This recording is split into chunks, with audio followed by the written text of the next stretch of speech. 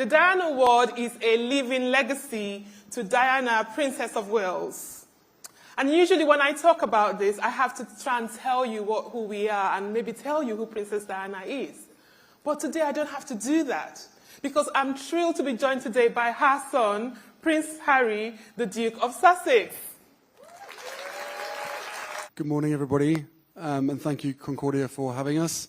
This is a very, very important subject that affects every single one of us, and I'm privileged to be here with Diana Award and with yourselves, Christina and Chiara. Very, very nice to see you again. What worries you the most about the world today? From your own perspective, but also your peers, what worries you, but also what are the biggest barriers to young people reaching their full potential? All right, I'll take the mic first. Thank you. There are two things I'd want to comment on. Firstly, peace and security. Currently, there are 110 ongoing conflicts in the world. And without being political, I'm sure we can all acknowledge that in all of these 110 contexts and beyond, there are young people being affected, whether it's through displacement, just the constant facing of trauma and terror, and even for the young people like myself that work in the space or just looking on, we're just wondering, when will our governments and our countries get it right? There are people here that have no voices. There are people here living in this world, perhaps in this room, that have been silenced by certain entities in the world who have more power than them. We need to encourage these entities to live a life that's more than themselves, to live a life beyond their own short-termist goals and look into the future. And so many young people across the world, developing nations, SIDS, etc., that are constantly being faced with environmental degradation and just feeling that when will my country literally slip away into the ocean? Young people are being affected by this. That constrains us from being able to dream and aspire and to achieve. Both of you are on the stage here. You are recipients of the Diana Award as of March last year. Again, congratulations.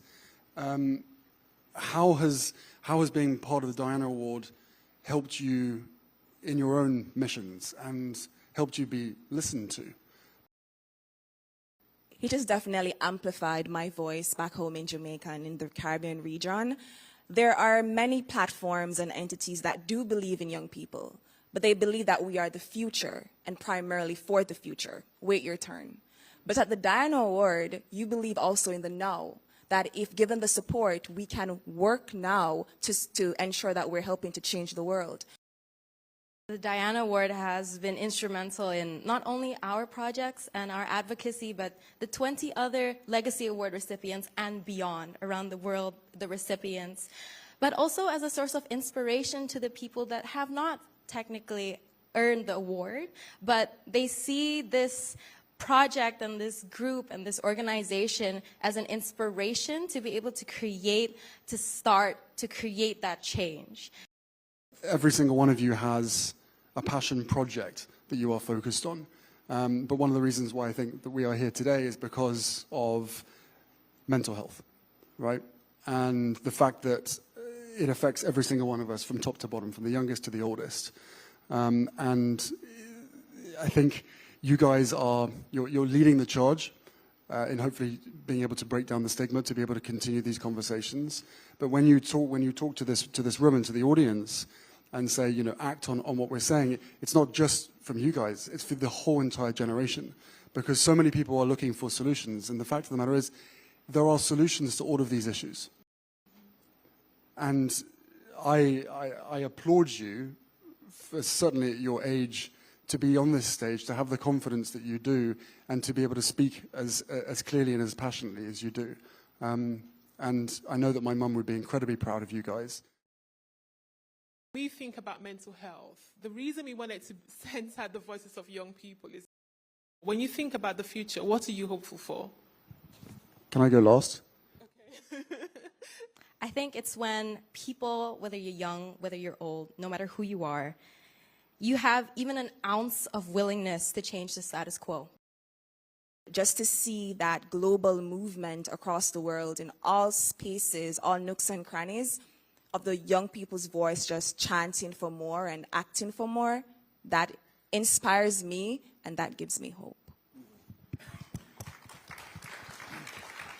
The reason why I wanted to go last is because these guys are the ones that give me hope.